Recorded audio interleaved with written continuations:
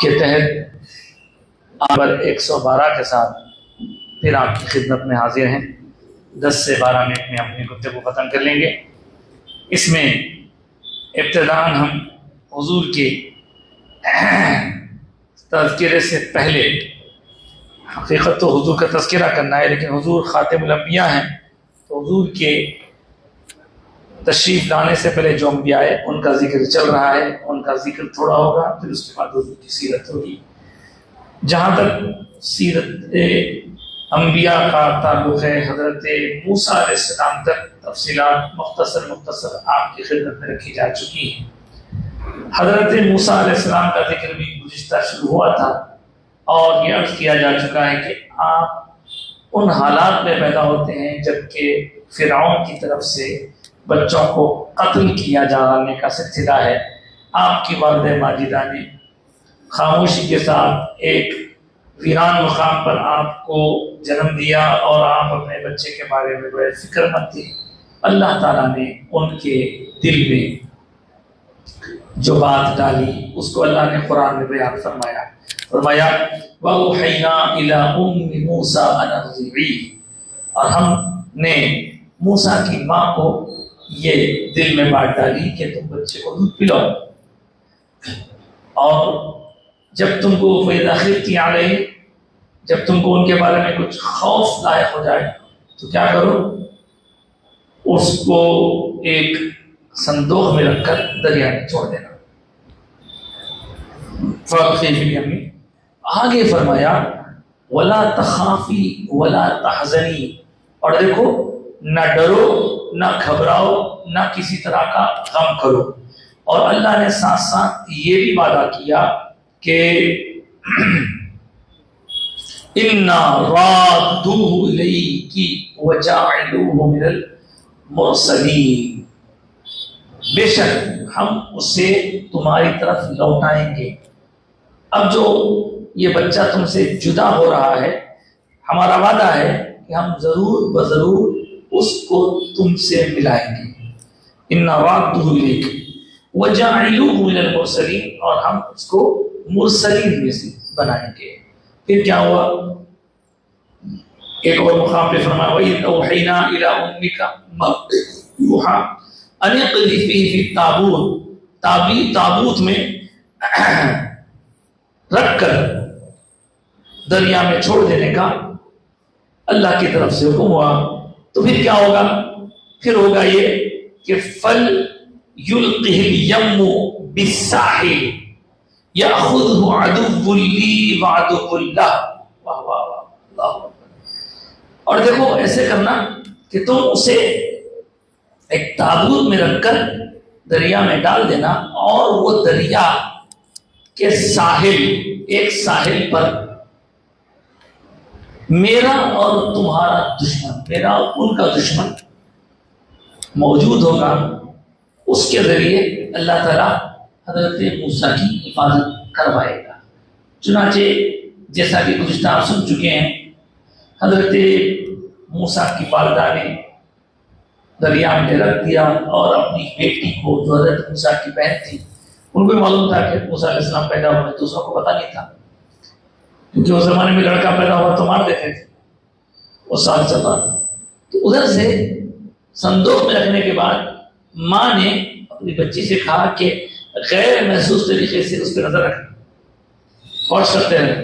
کہاں جا رہا ہے، کون لے رہے ہیں، کیا کریں۔ وہ اللہ کی کرنی یہ ہوئی کہ وہ دریا جو بہتا تھا وہ دریا کی ایک نہر سمجھیے فرعون کے محل کی طرف آتی، تو وہ صندوق تیرتا ہوا ادھر مڑ گیا جدھر فرعون کے محل کا راستہ تھا۔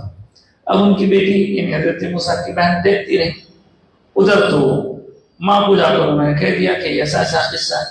ادھر۔ دیکھیے اللہ تعالیٰ کی جو قدرت کا کرشمہ ہے، ادھر کیا ہوا،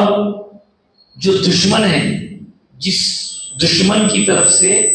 لڑکوں کی پیدائش روکنے کے لیے حکم دیا گیا کہ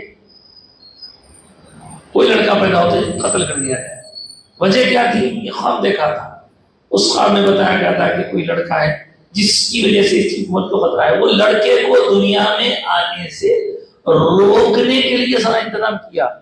لیکن وار خدا کی قدرت، اللہ تعالیٰ نے اس لڑکے کو دنیا میں آنے سے روکنے کے لیے جس دشمن نے اتنا زبردست نظم کیا، انتظام کیا، سبوں ہزاروں بچوں کو جان لے لیا، لیکن اس بچے کو اللہ تعالیٰ فرعون کے گھر میں پال پوس کے بڑا کرتا، دشمن کے گھر میں۔ وہ کیسے؟ تو یہ فرعون اور اس کی بیوی نہر کی طرف آئے تو دیکھیں کہ صندوق آ رہا ہے تیرتا ہوا، وہ یوں بجا کے بجا لے کے کیا ہے کھول کے، جو کھول کے دیکھتے ہی اس کی جو بیوی تھی، وہ بیوی کو تو بچہ ایک دم پیارا لگا، بولے کہ ارے تو بڑا پیارا بچہ ہے۔ اس دوران اللہ نے فرمایا وَأَلْقَيْتُ عَلَيْكَ مَحَبَّةً مِّنِّي، اس کے دل میں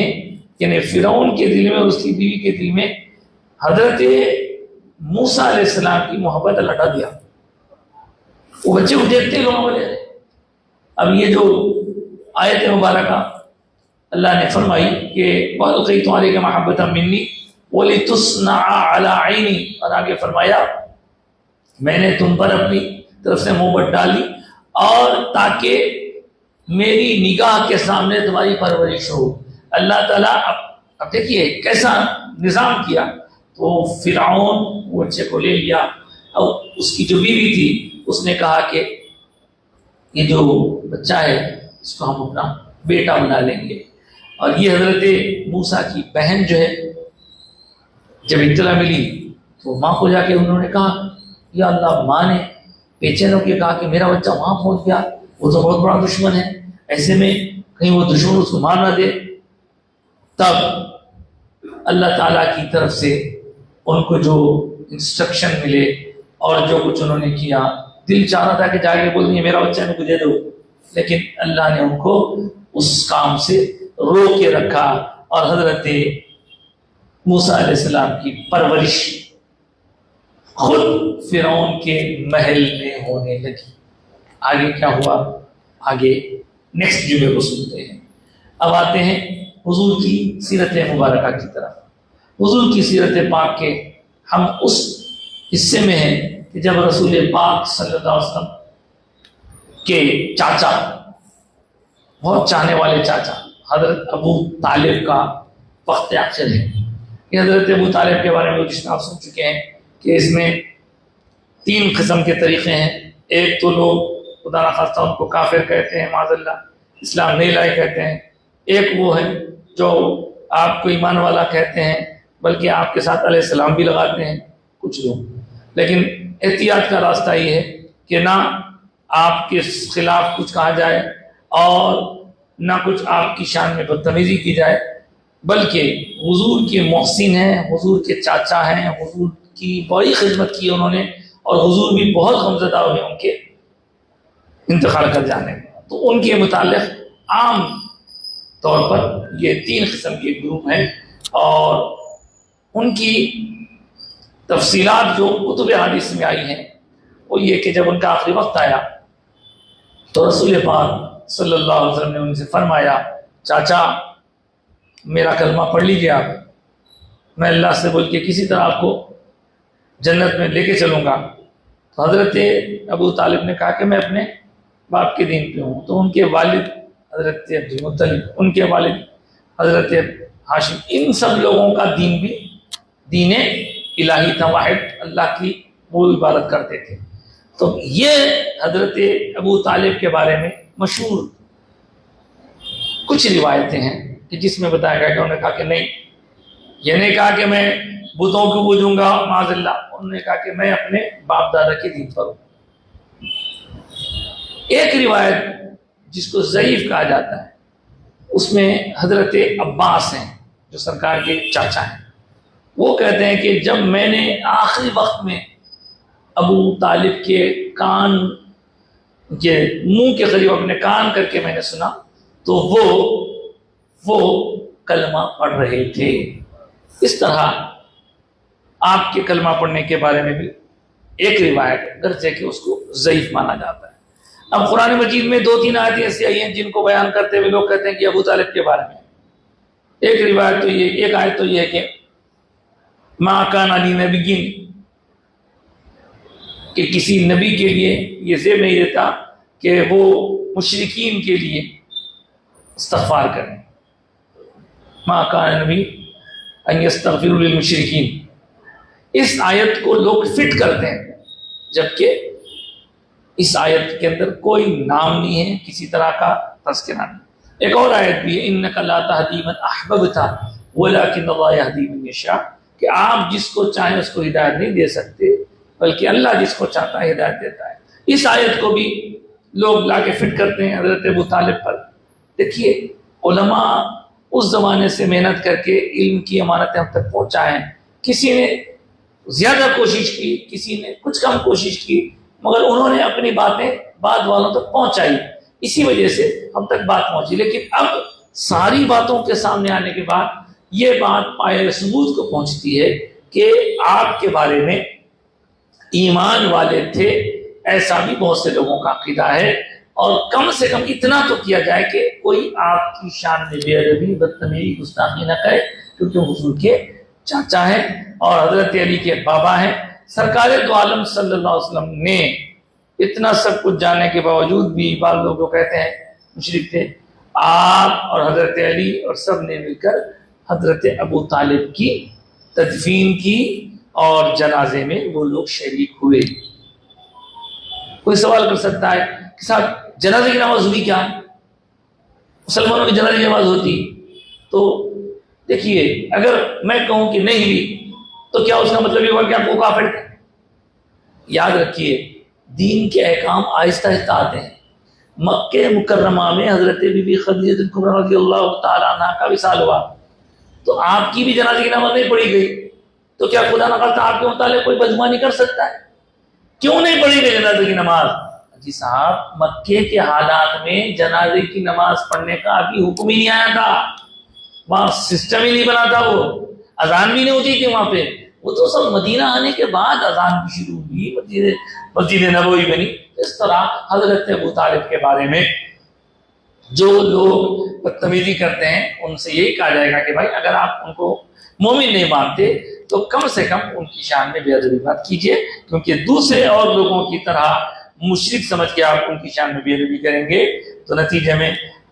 آپ کا نقصان ہوگا۔ بہرحال جس سال حضرت ابو طالب کا انتقال ہوا حضور بہت غمزدہ ہوا، اس لیے کہ اب تک حضرت ابو طالب آپ کو بہت ڈیفینڈ کرتے تھے، بہت ڈیفینڈ کرتے تھے، تو وہ سال غم کا سال کہلاتا ہے۔ غم کا سال اس لیے کہ اس سال بہت غمزدہ ہو گئے۔ اچھا ایک تو حضرت ابو طالب کا اس وقت انتقال ہوا، اور پھر آپ کے بعد ایک اور شخصیت کا بھی انہی دنوں میں کچھ وقفے سے انتقال ہوتا ہے، جس کا اثر لے کر حضور بہت غمزدہ ہو جاتے ہیں، اسی لیے اس سال کو غم کا سال کہا جاتا ہے۔ اب اور ایک کس کا انتقال ہوا اور کس کا وصال ہوا انشاءاللہ العزیز آنے والے جمعے میں ہم غور کریں گے، سنیں گے۔ آج کی گفتگو یہیں روکتے ہیں۔ اللہ کی بارگاہ میں دعا ہے کہ مولا تعالیٰ ہمارے ایمان کی حفاظت فرما اور ہمارے آقا سے جو تعلق ہے اس کو مضبوط سے مضبوط تر کر، اور جو ناپاک سازشیں گستاخیوں کی ہو رہی مولا ان سازشوں کو ناکام بنا دے۔ آمین یا رب العالمین برحمتک یا ارحم الراحمین والحمد للہ رب العالمین۔